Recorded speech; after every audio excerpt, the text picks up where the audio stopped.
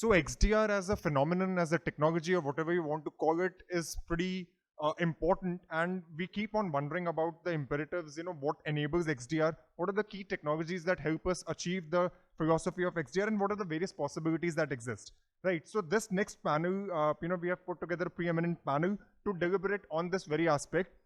To kickstart this discussion, let me invite Mr. Egnego D'Souza, CISO for Kotak Mahindra Bank. Next, we have Mr. Kishan Kendre, Global Head Information Security for Sun Pharma. Next, may I request Prateek Bhanjaka, Technology Strategist for Sentinel-1, to join us on the stage. May I now request Mr. Rahul Modgil, CISO for EPFO. And to chair and facilitate the discussion, may I request Mr. Rajesh Thapar, CISO for Axis Bank. Thank you so much, everyone, for joining. Rajesh, if I could request you to kickstart.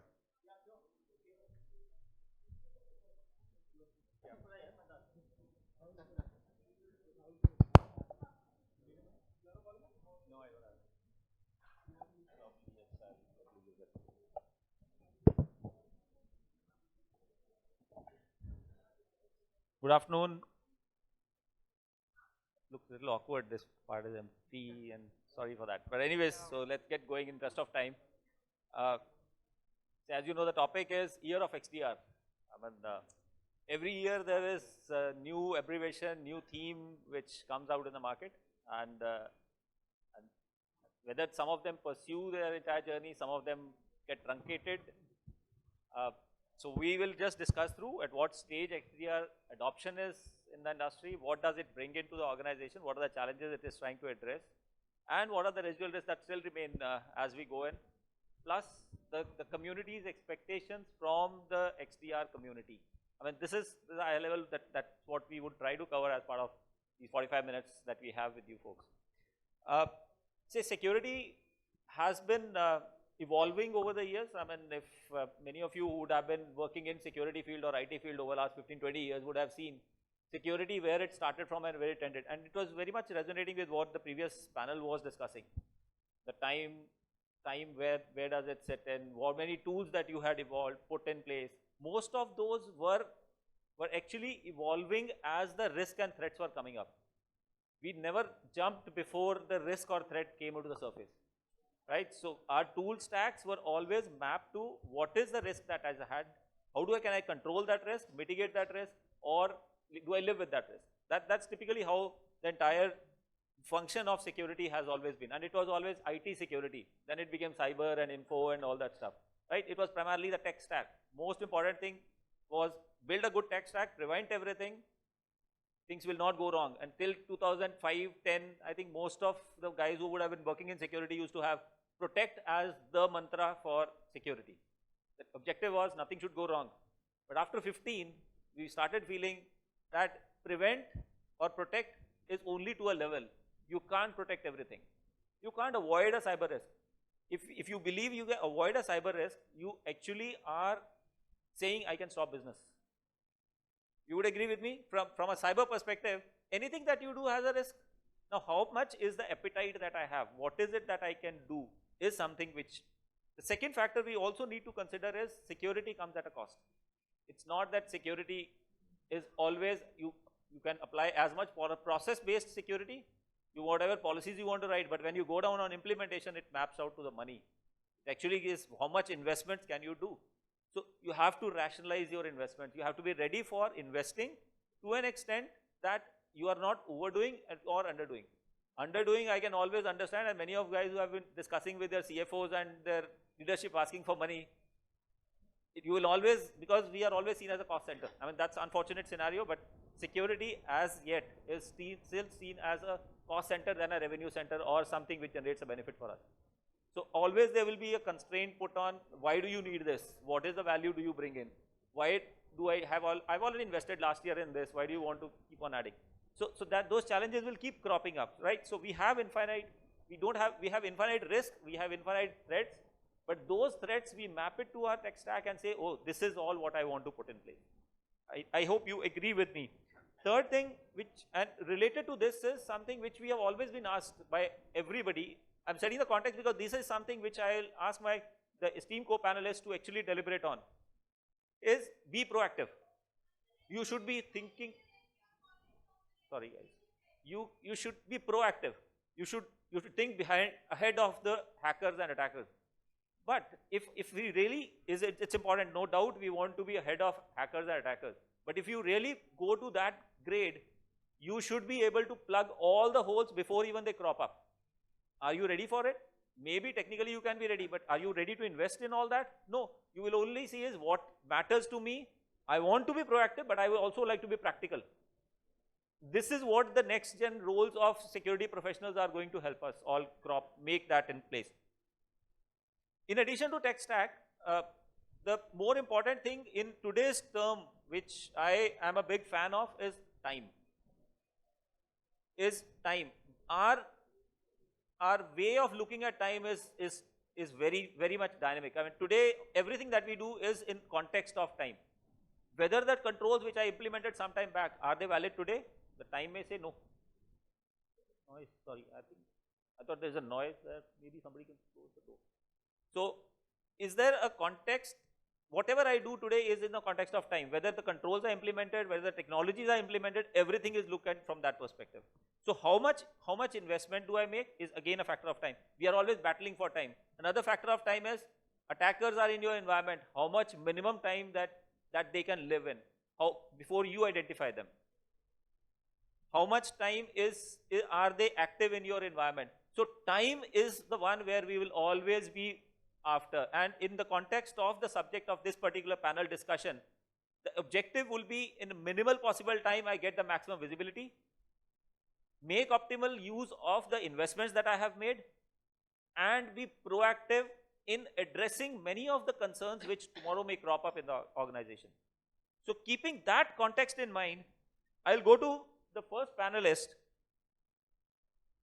In fact, before I set that, I think I'll float this question, as since I told my perspective of what the issues can be, I would leave it with the context of this particular topic. I would ask my co-panelists to maybe speak out on one or two of their key issues with respect to the subject, which is the XDR or the year of XDR. What are those 2-3 key issues each of them is facing, which they feel needs to be attempted or need to be resolved by the OEM community? So maybe I'll go with you, Rahul. Thank you very much, Mr. Thapa. I'm very happy to be part of this learned community. I'm Colonel Rahul Modgil, currently serving on deputation as CISO to EPFO. So the challenges which as a CISO I may highlight to you is I hope everybody is facing the same. N number of threats which are increasing day in and day out. How to respond to them by the quickest possible means. That is number one. See, if we as CISOs or BCAC security managers try to address all the threats at the same time, then it's a huge task. And when we analyze that, some of them might not be with some exploit, a minimum percentage will be that exploit. And if I may use the term, out of those exploits, very few may be weaponized at that time. So to getting the good picture out of this threat intel, that is challenge number one. Challenge number two, in the organization like where I am geographically spread across the country, the point is to have a visibility of my resources, my application users, my data. So when the first time I address, and as and when I get opportunity to address my top management, I highlight to them that wherever their area of influence is, we have to identify the data. Where is the data, my data? Is it only on the desktop in front of me? Is it on the servers, or it's also on the mobile, or it's on the pen drive also? Unless until I locate my data, I cannot secure it. So with that is related is unauthorized proliferation of data. N number of PDFs, docs, which are not structured data, but then we need to have a visibility and then control that. Third challenge is fixing accountability. Make user aware and make them accountable. Gone are the days when people used to say that this IT security is IT team's department. If I am in charge of a particular system, I am the one who is responsible for the security of that system if it is in my name. And lastly, the biggest challenge is analytics. I have N number of devices spread over, N number of data coming to me. but where is the analysis, where the analytics, which gives me a good picture of my entire spread of IT ecosystem. So these are the few as a start which I'd like to highlight, and wherein the solution which we are discussing may come into play and provide a solution. Thanks. So maybe I could add to some of the challenges that we just spoke about. So Raja just mentioned that you cannot protect against everything, and hence detection is a very critical aspect. Now the challenge with detection is that we want more visibility, hence we want to monitor more stuff. Now when you try to monitor more things, you get more number of alerts, right? And then how do you actually balance that out? Because like as an example, if I have to give you, is like, you know, PowerShell. We all know that hackers use PowerShell to do a lot of stuff, and you want to monitor that. But then even your IT guys also use PowerShell for a lot of things to, you know, like for example, pushing policies to the group AD and everything, all of those things. And so if you try to monitor that, then you have a lot of alerts, you have a lot of false positives. So basically, how do you manage that is one of the key challenges that I see. And in spite of, you know, having so much technology and monitoring so many things, we still have blind spots, right? So when we do this red team exercises, etc., we see that there are a lot of things that are not visible, right? Even like you have EDR, then you have so many other things implemented, but still you figure out that, okay, you know, there are a lot of things you are not able to still detect. So in spite of having the technology, in spite of, you know, monitoring so many things, you still have this issue of blind spots and those kind of things. And I think lastly, the most critical element of all this is having the right set of people and the resources, because I think we already have enough technology. It's not that technology is not there, you know, while new things will keep coming up and all that. But even for the existing technologies that you have, how do you get maximum, you know, benefit out of that? You know, that is again something which is a big challenge. And I think the shortage of talent is one of the biggest problems today. I'll add a couple of challenges which I have seen it and with respect to the data detection and response. One of the major thing which I have seen it, everybody is having at least 5 to 10 technology in the space of endpoint itself. Or for a network, there is a separate solutions, but there is no correlation between them.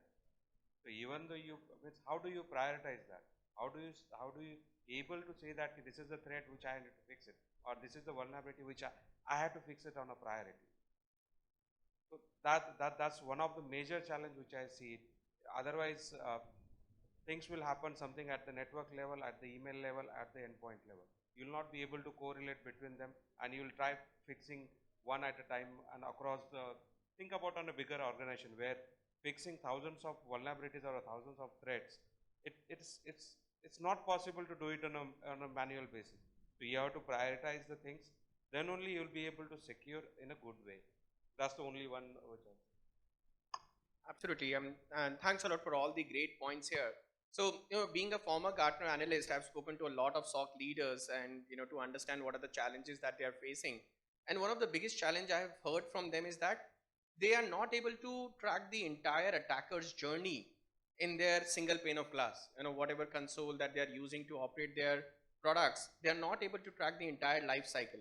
Because what is happening right now, that you have a dedicated email security solution, then you have an endpoint security solution, web security, cloud security, but there is no one single pane of glass that can collect telemetry and attackers, you know, tactics and techniques and procedures executed on all these different attack surfaces or all these different vectors and tell you the bigger picture, tell you the entire attacker's journey, so that you are able to do a better job at detecting an attack and taking a response. So what is missing right now is that attacker's view, and that is what, you know, needs to be solved. The second challenge, I would say, you know, as everybody has been talking about the same aspect, is the alert fatigue. You know, just now imagine that you have 6 to 7, you know, different tools across these layers. You know, you have your email security, web, endpoint, cloud, and they all are generating alerts on so many different consoles. So just imagine, you know, being a SOC analyst, you know, you will just be managing different consoles and trying to understand whether it is one incident or these are 10 different incidents. And you lose a lot of time in deciding and connecting these story points manually, which only leads to, you know, higher attackers dwell time, and they are able to do a lot more damage in the organization, in your network. Great point. So I think all of this actually summarizes what XDR is potentially capable of doing. One additional point which I think I will add to what Prateek was mentioning, primarily around the more of journey of an attacker and analytics, which was also mentioned by one of our co-panelists. The other element which I want to add here is time factor. The SIM can do similar stuff, but for a limited set of resources, for a limited set of period of time, and which may be sometime in minutes, maybe you can go into hours. That's what you will configure in your SIM. But when you put it in XDR, and you apply analytics, you have two key learnings that come with it. One, you apply the AI models on it, you make that learn over a period of time, and you can do a time trending of it, which can go into months as well. I've collated everything. There is a data lake that we have built on, and so more of that will come in as we go forward as part of this discussion. XDR is just one abbreviation. I mean, right? So, and there are similar abbreviations which have evolved over last 10 years. Maybe something started from EPP, which is endpoint protection. Then we had from EPP we went to EDRs, we had MDRs, we had a lot of vocabulary that kept cropping up. Now let's understand what an XDR is. So Kishan, the next question I have for you: what is this actual term of XDR, and what are the components of it which can help it differentiate itself from the traditional endpoint protection tools? When I started my journey in the cybersecurity, I have seen millions of viruses were created somewhere in 2003 and 2004. I was reading that the first virus was created in 1971. So, and then that moment the EPP started, where it is having a signature-based detection on the endpoints. So, but it will not be able to detect any zero-day attacks or any fileless attacks, or the next-gen attacks, which you can call it. It will not be detected by the EDR. Normally endpoint, which is a traditional signature-based anti-malware solution, you can say it. But as the attacks has been evolved over the period, so the need of was the endpoint detection and response, where we want to detect as well as the remediate also that incident, remediate the alerts which we are seeing it, or the viruses which we are seeing it. But that is also, it is very limited to only towards the endpoint. What about the network? As Rajesh has rightly mentioned, there is MDR, there is a NDR also, where again I need to monitor a separate console where I can go for a network related thing. What about email? Then I have user UEBA kind of a thing, user behavioral analytics. Then again I will have a separate console. Then how I will automate the response, or if I am seeing anything on the endpoint, I want to block that at the gateway level also. I will not be able to do with the EDR kind of a solution, or EPP was it was not will be able to do that. So the XDR, which is the extended detection and response, came into the picture, where we can have a correlation between this. All this means you can get the alerts from all this. You can call it the metadata, which can be consolidated at a single place, and you can give a means you will be able to detect, prevent, and control it in a better way. So these are XDR components will be that you can correlate between, like NDR will be correlated into that one. Then you can have a CASB kind of a solution. So you can cover the cloud-based solutions also to be get monitored under the XDR. Email will be there. Again, the endpoints will be there again. So these are the solutions. The SOAR functionality can come into the picture, where you want to apply something on the endpoint or at the gateway level or at the network level. So that's the basic things which are. Sure, thanks, Kiran. I think XDR is not a tool. I mean, I just want that people to understand. Say, EDR was a tool. XDR is not a tool, it's a journey. Okay, so the entire deployment of it can take months, years. Success factors can be pitching in there, what would matter there. So let's think beyond it being a tool that you buy and deploy and you will feel that it just works as is. So it's not something which we can take it from a marketplace, get the license in and deploy it on the agent. So it has a learning curve. It has a lot of other challenges which you need to be cognizant of. And we will definitely cover that, what are the key considerations that will flow in there. Let me first put the question to Rahul, primarily around many of our technologies. You want to add something, Prateek? Just one point that I wanted to add. Sorry, Sure. Rajesh. No, I no, mean, no, it has- that's if I- perfect. Yeah. So, when we talk about XDR, Kishan very well put it as extended detection and response. And, what are the things that can come under, XDR. But at the same time, when you want to look at the breadth of XDR, you should consider X as a variable. Whatever attack surfaces you have, whatever security technologies you have implemented and invested in, all of these can help you in getting a bigger picture view and better context. It can start from your vulnerabilities, your vulnerability management, exposure management across your endpoint, network devices, your cloud. It can go from email, web, even DRPS kind of solution, digital risk protection services solution, which can help you understanding what kind of data may already be present in the dark web, in the surface web, which could have been capitalized to launch attack in your organization. So getting that visibility across all the vectors and security investment and taking that X as variable and then going through that journey of XDR 1.0 to 2.0 to 3.0 to 5.0 is how you should be taking and implementing XDR. Yeah, it's a good perspective. Thinking of X as a wild card, then you fit in whatever it comes with. Yeah. So Rahul, typically organizations have been having many of the tools which we have just discussed and what the benefits can be drawn from, typically from XDR. Over the years, most of the organizations have standalone technologies. I mean, many of us have about 30, 40 odd technologies that are doing various kinds of things, and we are trying to correlate with part of various other tools, SIMs and all that of the stuff. So what are the typical challenges which you feel are there in the existing security stack, which probably this particular XDR claims to actually solve the problems there? So what do you feel are some of those benefits? And the second part is, how does it meet the expectations of various roles in the organization? I mean, especially the security function. I mean, there is a role for CISO. How does this particular tool fit into the role of a CISO? Or how does it help the SOC team? How does it help the IR team?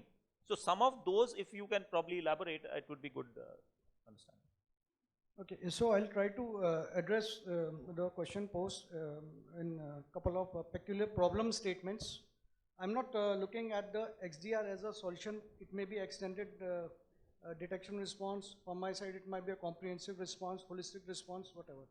But I'll tell you, the security solutions is not a one size fits all. If an organization A is using XDR, I also have to use XDR. No, I have to use security solutions based on my risk requirement. I have to carry out my risk assessment, understand my gaps as per my business processes, and try to plug those gaps. If those gaps forces me to ensure to implement an XDR sort of solution, then I'll go with it. So what I'm looking forward as a CISO and the certain other roles which Mr. Thapar has just flashed, what I'm looking as something of where a solution should incline, oblique, correlate all my telemetry data. I am getting data from my mail servers, from my web servers, from databases, from applications, from network sensors, so on and so forth. So I need to have a holistic threat intel window, which gives me that data and which reduces, optimizes the time of my analysis, reduces the workload. Number one. Number two, what I'm looking at, and this is a very peculiar situation, which like where I'm currently is a PSU organization of the government sector. There's a lot of time which is taken in the procedural aspects of getting a solution implemented on ground. And these are the organizations which are dealing with a lot of legacy IT infrastructure. Now, legacy infrastructure we cannot topple down over a period of day. Okay, so I have to implement, I have to move along with it. Like suppose there is a concept of, I'll say, a moving train. I have to maintain the bogies, I have to do patchwork, I cannot make that train stop. So I'm looking for a solution which does this patchwork while on the move. This solution should integrate with my existing legacy IT system. It should minimize the onboarding time and maximize the efficiency. Number two. Number three, which I'm looking at as a CISO obligate threat intel expert, which Pradeep has already spoken also to that aspect. That is a weighted threat intel report. There are lot many threat reports coming. My analysts do not understand which is what. So this has to be aligned to my regulatory requirements, oblique to that matter to the enterprise customs requirement. So those have to be aligned to that. Another factor which we deal with is insider threat. Now, if I have to address that, now this is related to fraud analytics also. So I need to understand those deltas in my daily behaviors of the application and the users. For that, I need to have some analytics. I need to have them analytics based on the use cases which I want to feed in. So that solution should be able to provide me that. So if I correlate that and just summarize the four, 5 factors which I am looking at, one of them is to detect endpoint vulnerabilities. Second, what I am looking at, hunting for threats in the domain infra which I have. Thirdly, I am looking at proactive approach and response. And the fourthly, as a CISO, I am looking at the threat intel part of it. How complete visibility can be provided to me, not doing away with my existing legacy infrastructure which I may have just procured 3-4 years back. How to integrate them together and provide me the best of the solutions. So this is what, as a problem, being as a CISO, obliga, SOC analyst, obliga, info security manager, I can put this, and then to get the best of the solutions in place. Yeah, Rahul, thanks, Rahul. So I think the concerns which you have raised, and now let me ask Prateek. Prateek, those concerns are primarily the reason why OEMs are investing into building this particular framework and platform and all that stuff. So how do you think, and to what extent can these platforms solve the problem what is highlighted by Rahul? I mean, no, great point, and thanks for sharing your perspective on what are the expectations. And as Mr. Thapar, as you started in the very beginning saying that the attackers are evolving, they are getting much faster with every passing day, and we are taking a reactive approach. So one of the good things that XDR can help you with, as the threat actors are getting faster and faster, and they're executing at a machine scale. Just to give you some anecdotal reference, Lockbit 2.0 ransomware threat actor, they can execute ransomware and they can do encryption within 5 seconds. Can you imagine that fast? Within 5 seconds, they can encrypt all your endpoints, and they can go about their modus operandi. So when it comes to XDR, being used in a security operations center, one of the things that it should be able to do is to work and execute at a machine scale level. Humans cannot be scaled. Humans are definitely an essential part of your security operations center, and they can never be replaced, but they can be scaled. And for that scaling purposes, you need a solution like XDR, where with the click of a button, with the kind of automation that has been built in, with the kind of security expertise and the threat actor's journey that is being tracked, it should be able to revert all the things that the attacker may have done, stop the kill chain and disrupt the kill chain, so that we are able to reduce the time and the damage that they make on the system. Another aspect I would talk about, if I talk about the goals of a security operations center, there is a reason why we are doing it. We are not just doing it for the heck of it. One of the goals and the technical goals is that, as Mr. Thapar and Mr. Rahul were also talking about, that we should be able to reduce the time to detect an incident. The attackers, the more time the attacker would spend in an environment, the more changes, the more damage that they would be able to make. And as we are very commonly talking about ransomware, and we typically associate ransomware with just encryption, the data being encrypted. But we sometimes overlook the fact that much before the encryption, they have exfiltrated our data and moved all this data to their command and control centers and their public, private IP addresses. So rather than waiting until the last moment, why don't we detect it at the very initial stages, at the reconnaissance phase, at the initial exploitation phase, so that the step of data exfiltration does not even happen. So XDR should look at reducing the time to detect, and even empowering the SOC analyst so that they're able to investigate much faster, and they know that it is an incident. It is not just an alert that I may have triaged or I may have passed on to L2. It is really an incident. I need to escalate this right away and get some action on it. Prateek has shown us too many rosy things about an XDR, and so I had one question to you. Yeah, go on first. Yeah, so I had this question, like say you're talking about automating a lot of these responses, right? Now, one of the risks of that is, today also when we have these traditional solutions, one of the reasons why we don't want to automate too much of responses is because of the false positives, right? And you don't want to end up blocking something which is not a actual incident and cause a disruption. So how do you manage that with XDR? I can answer. I will try to answer that from my side. So see, as XDR is a journey, so till the time the learning curve needs to increase, then only this false positive ratio will come down. No, absolutely. That context and learning should be there. And, the investigation piece that I was talking about, where, we are able to track the entire attacker's journey and see how it started, where it went, what changes that the attacker made, and then what is the next step, they may be potentially looking at taking, because of the reason that now we have threat intelligence, now we have intelligence coming from different threat actors and their TTPs, TTPs or modus operandi, however you call it. So it's very easy to even predict. I'm sorry, I wouldn't use the word easy, but it can be predicted. At the same time, when you have the investigation capabilities, with the investigation capabilities, you can ensure by tracking the journey whether it is a known threat or whether it is turning into a false positive. So that is the reason where we need a SOC analyst. That is the reason 100% autonomous or anything which can say that, okay, humans can be replaced and with my automation I can do everything. So that is not true. The human decision making and conviction needs to be there to ascertain whether it's a false positive or a false negative. But the humans should be equipped, they should be empowered, they should have all the data available on their screen so that they are able to make a decision, and then the automation would play a role there. So your question is answered? Yeah, I'm asking you.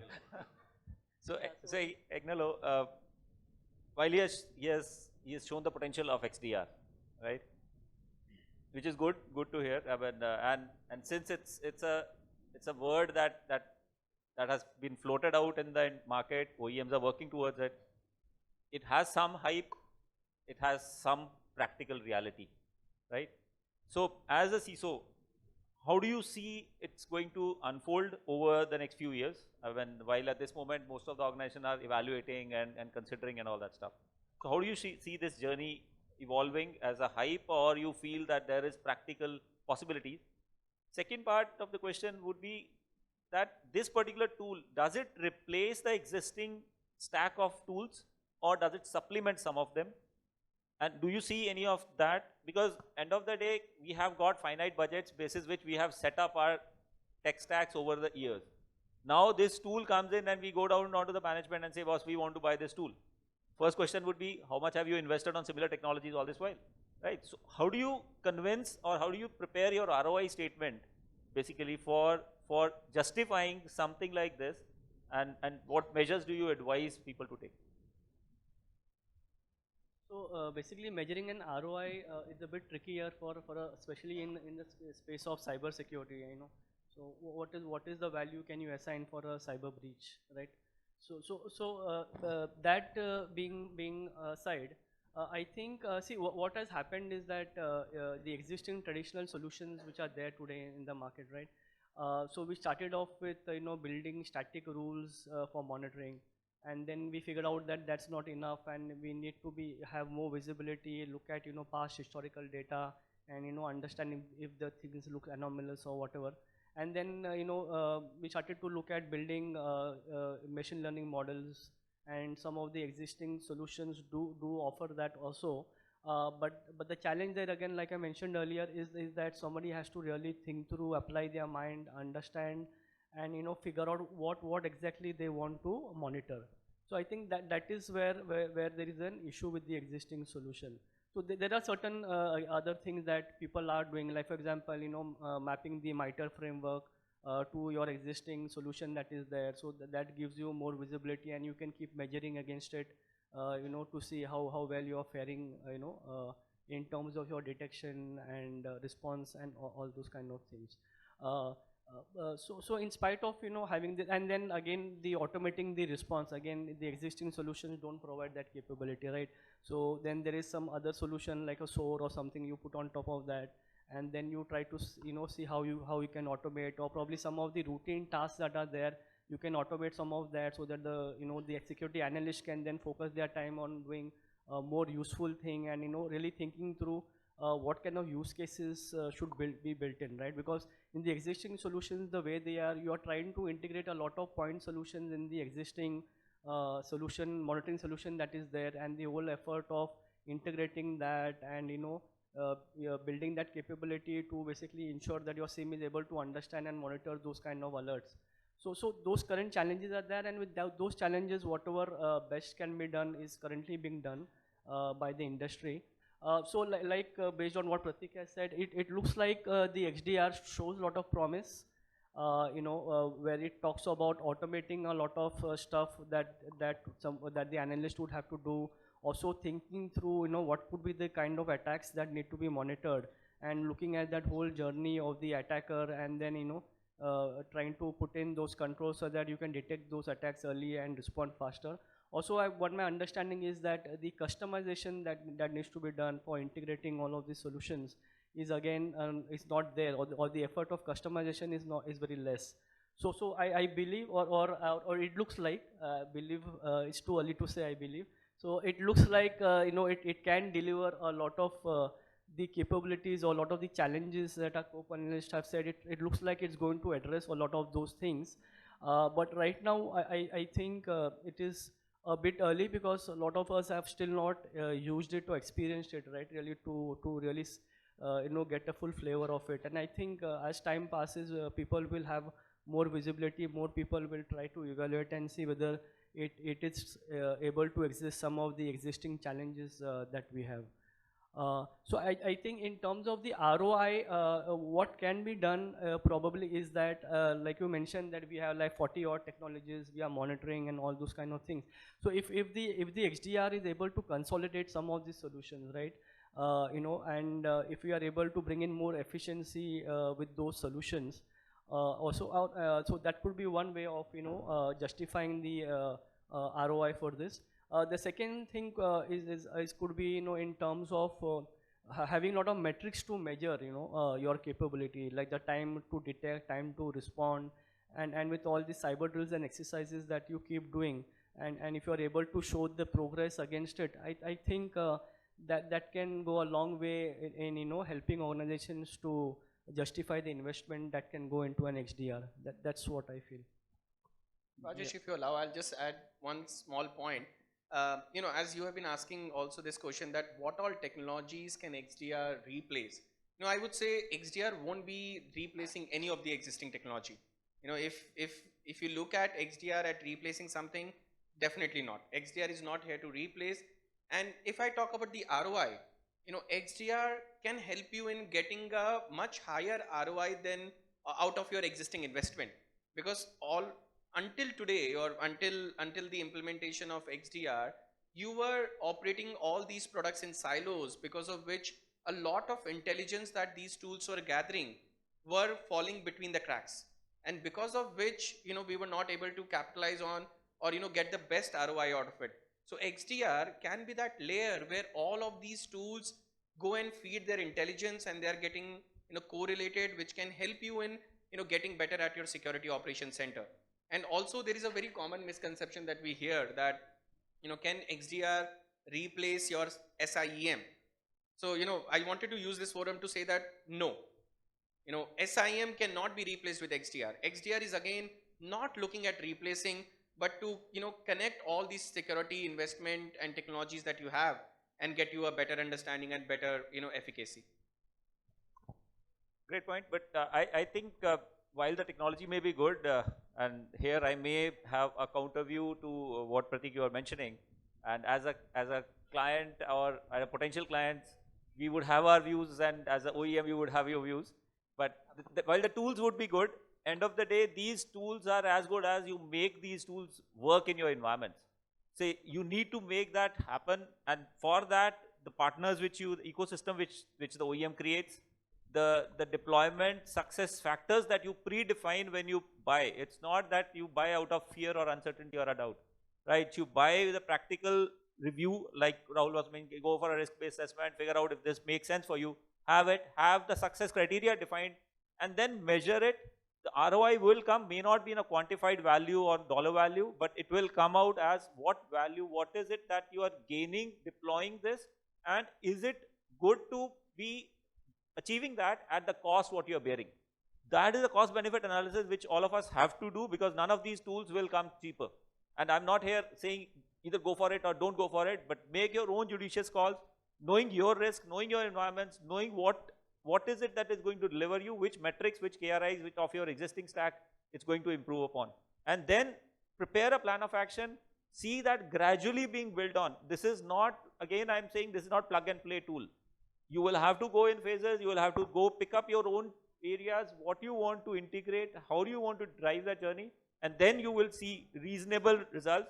So again, we don't know whether it's a hype or a protection, but this tool has a potential. Now, how much potential? It depends on how we make the most of it, or the partner we engage makes the most of it for our own ecosystems. We have about 6, 7 minutes.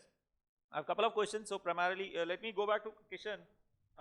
Kishan, assuming that we go ahead with buying an XDR, what according to you are the key considerations while evaluating or deploying the XDR model? So there are different models you can deploy, there are different factors you have to consider.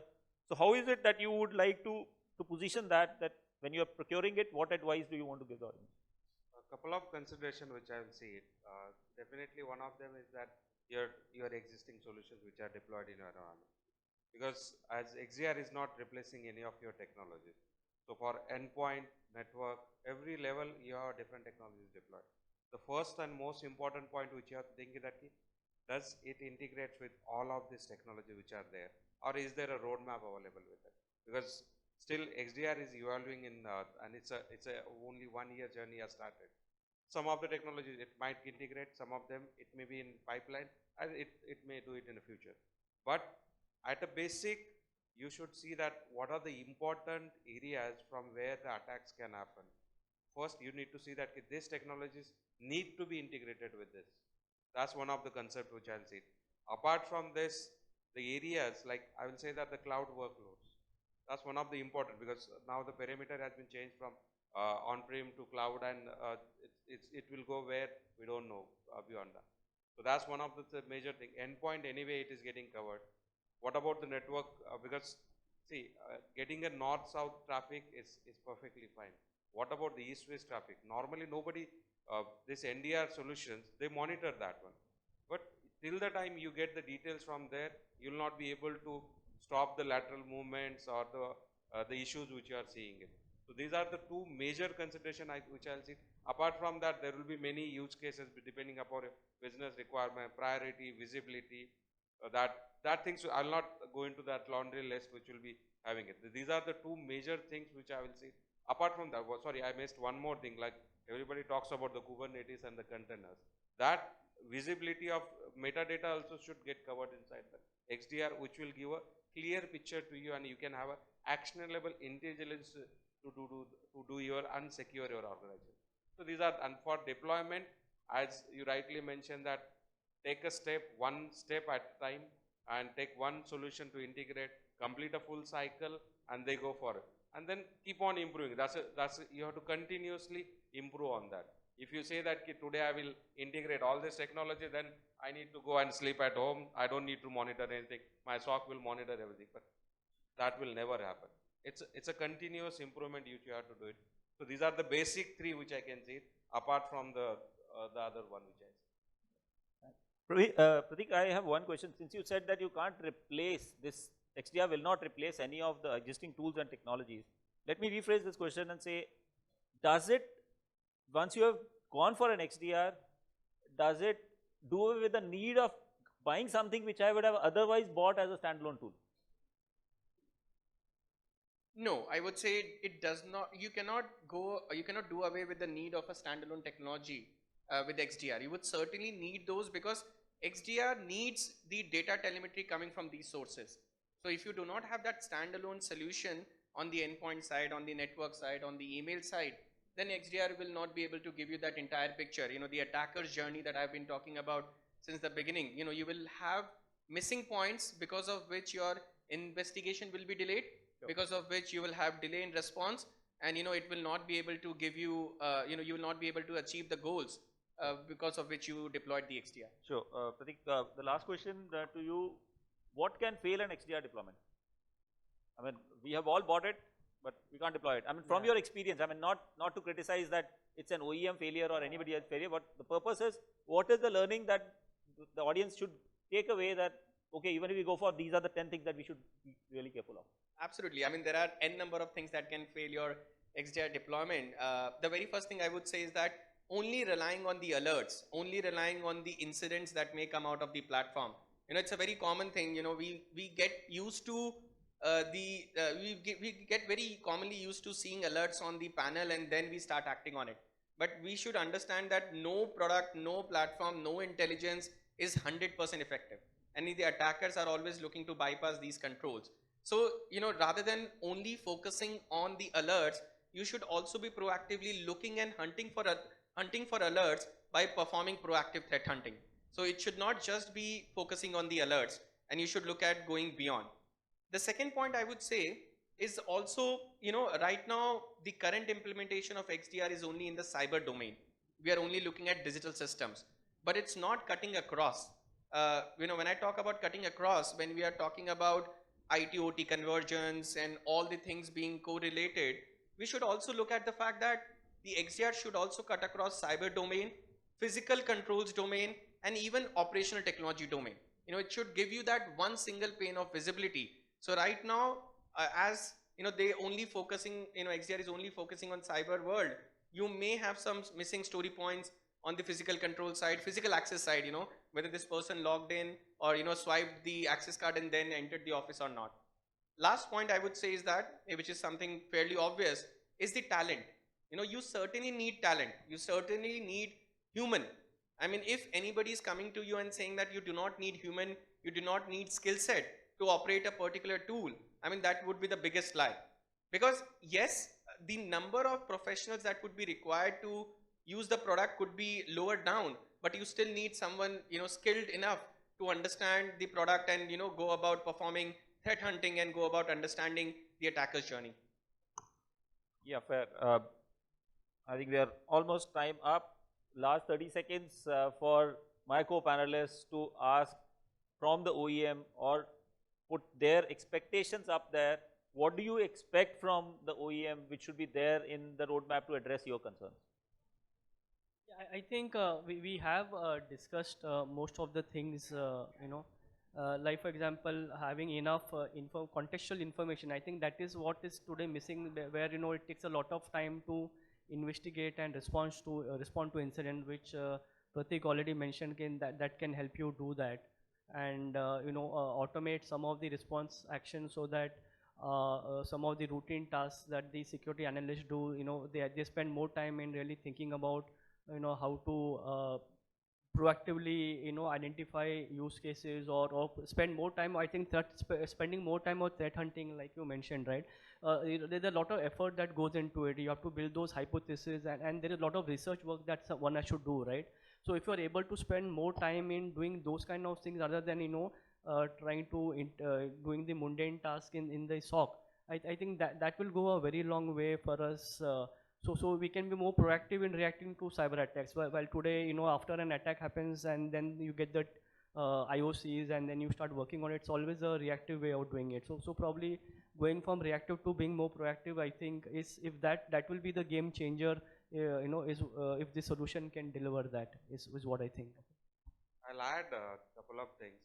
Majorly, one of the things is IT is being covered by any XDR, EDR solution. But what happens to the operational technology, OT technology, which are not covered by any EDR solution? Maybe because of the OEMs or some other issues, I don't know. And the second part which I see, still as we are from a manufacturing organization, there are still legacy systems available there. The Windows XP, Windows 7 and all. And they will still be there because of the cost efficiency, what you can say, or the development needed into the OT application.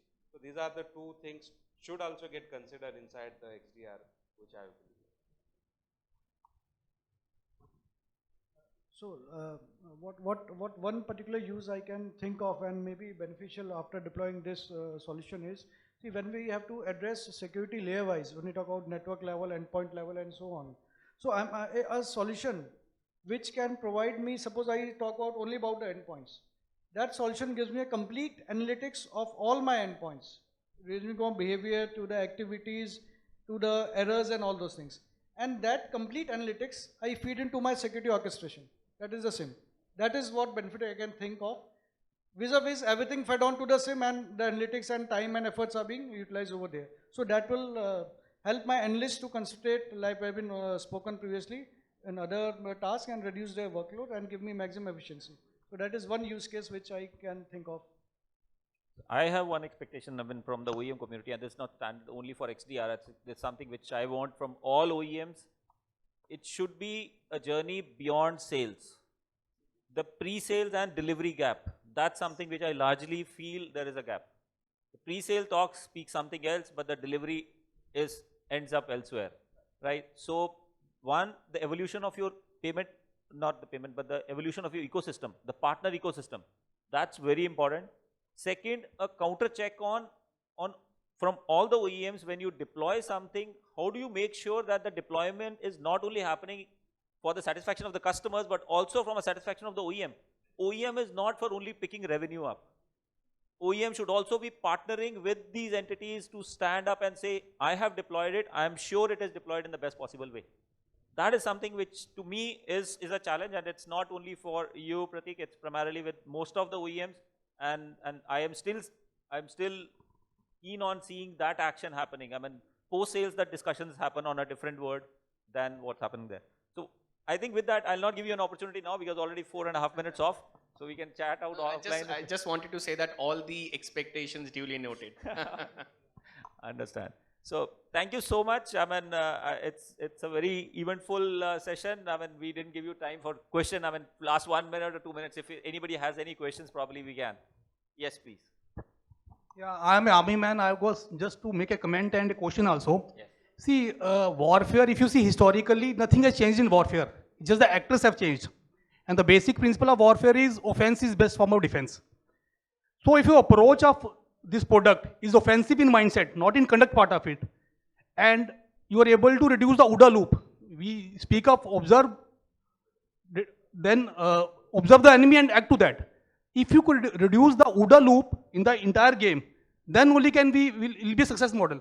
Otherwise, if our adversary is on the higher side, he is ahead of us, and we are not able to predict it, then I think this product just be adding another layer of security without delivering anything fruitful for the organizations. I think you are right, sir. But the only challenge is whether you can be offensive or you can be proactive. So you can be proactive, you can preempt it, you have to analyze, you have your warning signals to know things can potentially go wrong and keep a tab on that. But on offensive side, there are legislative frameworks. No, you taking me wrong. Offensive in mindset. Okay, mindset is, reducing taken. the OODA loop. Understand. Fair enough. Thank you. Any other questions? Okay. Thank you so much, guys.